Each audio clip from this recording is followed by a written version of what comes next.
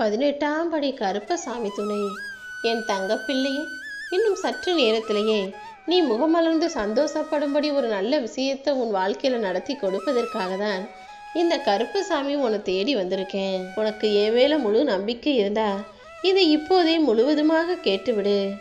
எந்த சூழ்நிலையிலும் நீ யாரையும் நம்பி எதிர்பார்த்து காத்திருக்க கூடாதுன்றதுக்காக தான் யாருக்கிட்டையும் கையேந்தி கடன் கேட்டோ கவலைப்பட்டோ வருத்தத்தோடையோ ஆறுதல் தேடி நிற்க கூடாதுங்கிறதுக்காக தான் இந்த கருப்பசாமி நானே உன்னை தேடி வந்தேன். பணமாக இருந்தாலும் சரி, பாசமாக இருந்தாலும் சரி, அடுத்தவங்க கிட்ட போய் வேணும்னு நீ நிற்கக்கூடாது. நீ கையேந்தி பணத்தை கேட்டாலும் உன்னை மதிக்க மாட்டாங்க, அல்லது என் மேலே பாசம் காட்டுங்க அக்கறை காட்டுங்கன்னு நீ அவங்க கிட்ட போய் எதிர்பார்த்து நின்னாலும் அவங்க உன்னுடைய சுயமரியாதை இழக்கும்படி பேசிடுவாங்க. ஏன்னா இந்த உலகத்தை பொறுத்த வரைக்கும் எல்லா மனிதர்களும் அடுத்தவங்க ஏதாவது கொடுத்தா வாங்குறதுக்கு தயாராக இருக்காங்களே தவிர யாருக்கிட்டையும் போய் நம்மக்கிட்ட வந்து கையேந்தி நின்றக்கூடாது, நம்ம யாருக்கும் எதுவும் செஞ்சிடக்கூடாதுங்கிறதுல மிக உறுதியான மனநிலையோடு இருக்கிறாங்க. நீ தான் இதை புரிஞ்சுக்கிட்டு யாரிடமும் எதையும் எதிர்பார்க்காம நீயாகவே எல்லாத்தையும் தனியாக செய்யவும் தனியாக யோசிக்கவும் தனியாக செயல்படுத்தவும் கூட தயாராக இருக்கணும். எப்போவுமே உன் கூட ஒருத்தர் சண்டைக்கு வரும்போது அவங்க அமைதியாக விட்டுட்டு கொடுத்து போகிறாங்கன்னா தப்பு அவங்க மேலே அதனால தான் விட்டு கொடுத்து போகிறாங்கன்னு நினைக்காத. உன் கூட சண்டை போட்டு பேசும்போது பதிலுக்கு பதில் சண்டை போடும்போது உன் மனசோ அல்லது அவங்க மனசோ காயப்படும். நாளைக்கு பிரச்சனை பெருசாச்சுன்னா முகத்துக்கு நேராக முகத்தை பார்க்க முடியாது. நாளைக்கு எப்படி முகத்தை பார்க்கறதுன்னு கூட யோசிச்சுட்டு அவங்க அமைதியாக இருக்காங்க, விட்டு கொடுத்து போகிறாங்கன்றதையும் நீ கொஞ்சம் புரிஞ்சுக்கணும். எப்போதுமே ஒருத்தருக்கொருத்தர் சண்டை போடும்போது அங்கு வார்த்தைகளால் வாதம் செய்வதை காட்டிலும் பொறுமையாய் பொறுத்து போகும்போது தான் அது பல அற்புதங்களை உன் வாழ்க்கையில் நிகழ்த்தும். சுயநலமான மனிதர்களை சார்ந்து வாழ்வதை விட்டுவிட்டு இந்த கருப்பசாமியை முழுவதுமாக நீ சார்ந்து வாழ ஆரம்பிச்சினா என்னாலுமே உனக்கு ஏமாற்றம் உண்டாகாது என்று சொல்லவே. அதுவும் இந்த கருப்பசாமி உன் கஷ்டங்களை போக்க தயாராக நான் இருக்கேன். உன் கவலைகளை தீர்த்து உனக்கான சந்தோஷங்களை தர தயாராக இருக்கும் என்னை விட்டுட்டு நீ யாரை எதிர்பார்த்து வாழ போற? நீ எதிர்பார்த்ததை விட உன் வாழ்க்கையை சிறப்பாக அமைச்சு தர நான் இருக்கேன். அப்படி இருக்கும்போது எதுக்கும் பயப்படாம நீ முயற்சி செய். முயற்சி செஞ்சு தோத்து போனினா அது தோல்வி ஆகாது.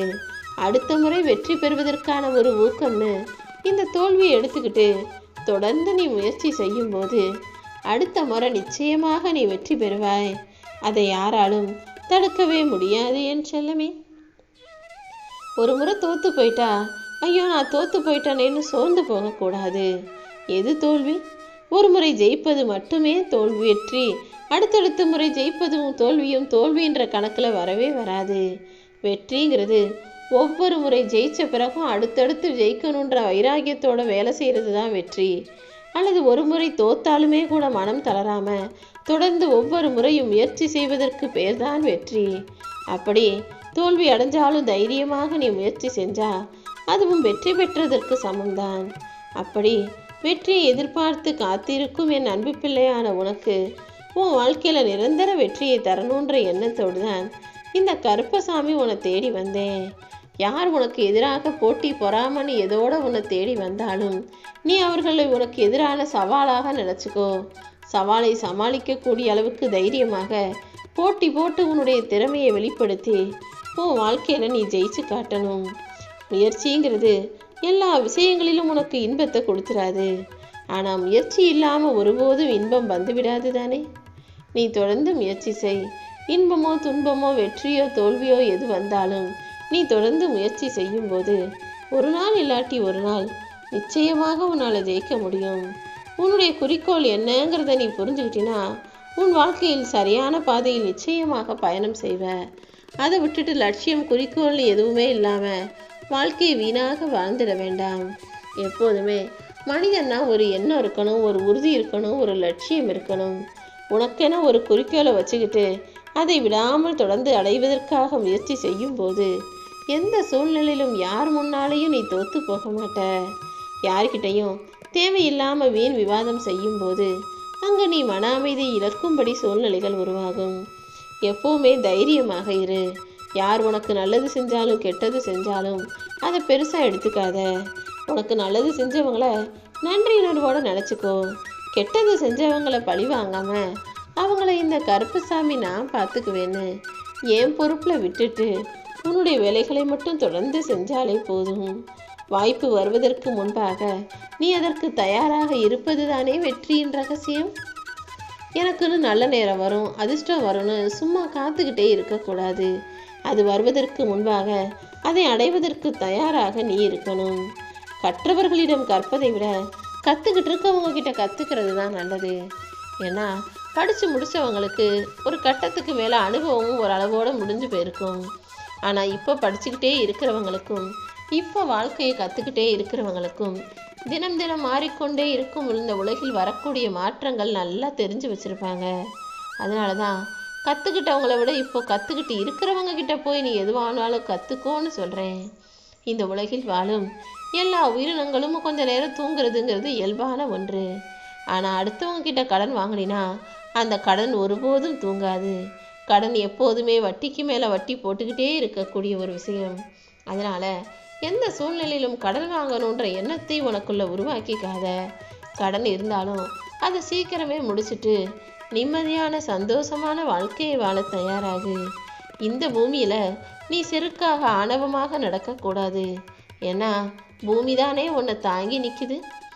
இந்த பூமி மீது கோவப்பட்டு நீ பூமியை அடித்து உடச்சி நொறுக்கி பிளந்துடவும் முடியாது, அல்லது அந்த மலை அளவுக்கு உன்னால் உயர்ந்து நிற்கவும் முடியாது. இந்த பூமி தாய் தான் உன்னை சுமந்துக்கிட்டு இருக்குன்னு புரிஞ்சுக்கிட்டு எப்போதும் நிலத்தின் மீது நடக்கும்போது பொறுமையா பணிவா அந்த பூமி உன்னை தாங்குதுன்ற நன்றி உணர்வோடு நடந்துக்க கற்றுக்கோ. அடுத்தவனை பார்த்து கட்டளையிடுவதற்கு முன்பாக நீ முதலில் பணிவாக இருக்க கற்றுக்கணும். எப்போவுமே ஒருத்தன் நல்லா வாழ்க்கையில் சந்தோஷமாக நிம்மதியாக வாழும்போது யோசிக்கவே மாட்டான். ஆனால் ஒரு கஷ்டமும் பிரச்சனையும் வரும்போது எவ்வளோ தூரம் யோசிக்க வேண்டியதாக இருக்குது. அதை முதல்ல யோசிச்சிருந்தா, சந்தோஷமாக வாழும்போதே யோசிச்சிருந்தா அந்த சந்தோஷம் நிரந்தரமாக உனக்கு கிடைச்சிருக்கும் அல்லவா. உனக்கான மன அமைதியையும் ஆனந்தத்தையும் நிம்மதியையும் சந்தோஷத்தையும் தருவதற்கு இந்த கருப்பசாமி நான் இருக்கும்போது நீ ஏன் கவலைப்படுற? உன் வாழ்வில் உனக்கான லட்சியத்தை நீ அடைகிறதுக்கு இந்த கருப்பசாமி எப்படியும் துணையாக இருப்பேன். உண்டியல்ல எனக்கு காணிக்கை செலுத்துறதுக்கு பதிலாக பசியோடு இருக்கிறவங்களுக்கு அவங்க மனசும் வயிறும் நிறையும்படி ஏதாவது உணவு வாங்கி கொடுத்தா அது தானாகவே என்னை சேர்ந்துடும்.